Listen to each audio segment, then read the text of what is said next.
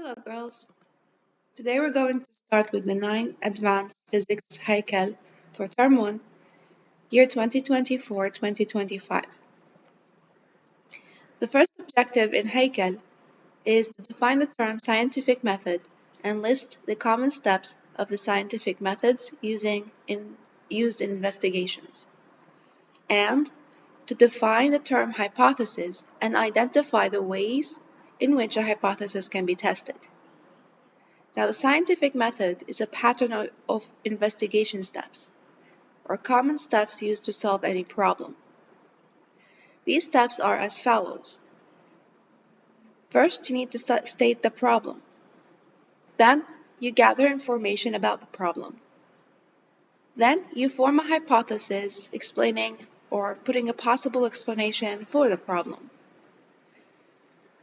After that, you test the hypothesis using various testing methods. You gather data from the test and analyze the data. After you analyze data and you draw conclusions. If the conclusions support the hypothesis, then you repeat the testing step more than once so that you make sure that the conclusions support the hypothesis. But if the hypothesis is not supported, then you must modify the hypothesis and form a new one.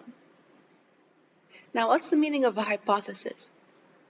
Hypothesis is a possible explanation for a problem, using what you know and what you have observed.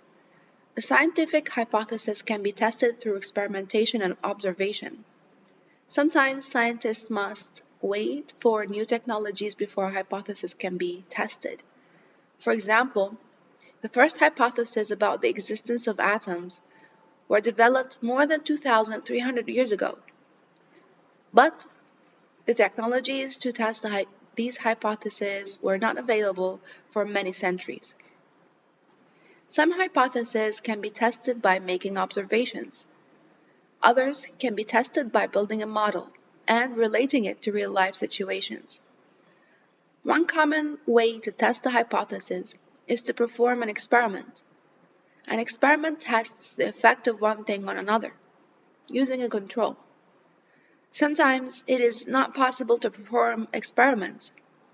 In these cases, investigations become descriptive in nature. For example, physicists cannot conduct experiments in deep space.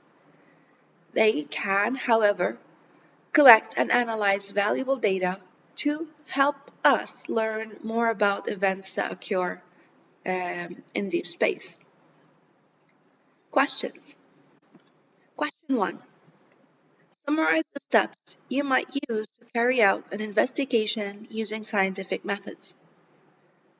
I would make observations and ask questions based on the observations.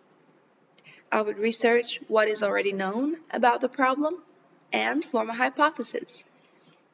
I would design and carry out an experiment to test my hypothesis and analyze the results. I would check to see whether the results supported by hypothesis. I might ask another question based on the results or observations I made during the experiment. Question 2. Define the term hypothesis and identify 3 ways to test the hypothesis. A hypothesis is a possible explanation for a problem using what you know and what you have observed. A hypothesis can be tested by making observations, or by building a model, or by performing an experiment. A scientific theory is an explanation of things or events based on knowledge gained from many observations and investigations.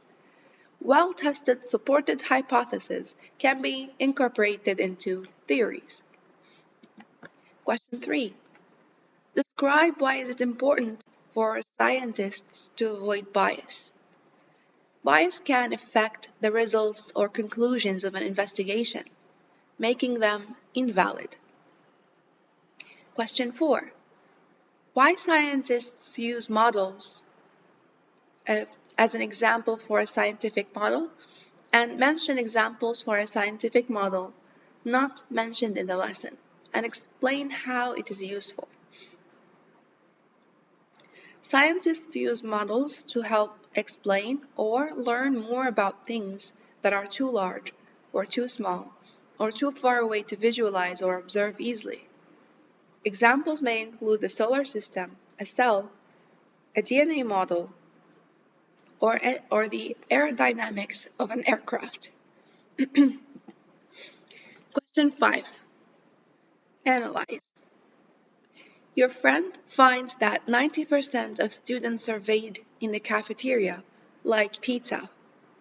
She says that this scientifically proves that everyone likes pizza. What would you respond? Testing opinions is not scientific.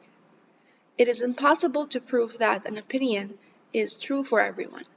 In addition, the survey was based on a small part of population, and it included only students at one school. So the results cannot be extended to the entire population. Question 6. An accepted value for free fall acceleration is 9.8 meters per second squared. In an experiment with pendulums, you calculate a value to be 9.4 meters per second squared. Should the accepted value be tossed out just of your finding? Explain. No, the value of 9.8 meters per second squared have been established by many other experiments. And to discard the finding, you would have to explain why it is wrong. There are possibly or probably more or some factors affecting your calculation, such as the friction or how precisely you can measure the different variables. So most likely your answer is to be incorrect, and you must repeat the experiment more than once to be able to get the true value for the free fall acceleration without or with minimum error.